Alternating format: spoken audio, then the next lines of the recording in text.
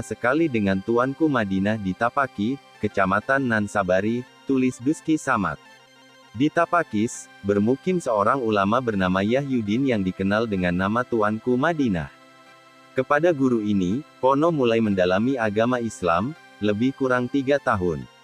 Ia mempelajari ibadah wajib, tauhid, fikih, tafsir dan sejarah Islam. Sebelum meninggal, Tuanku Madinah meminta Pono melanjutkan pelajaran agama kepada Syekh Abdurrauf Singkil di Aceh.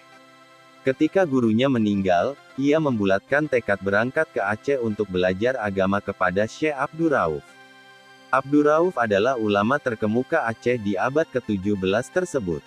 Ia pernah menetap di Mekah selama 10 tahun untuk mendalami Islam. Kepadanyalah Pono belajar, memperdalam tasawuf dan tarekat Syatariyah, sebagai jalan mengembangkan agama Islam kepada masyarakat. Selama di Aceh,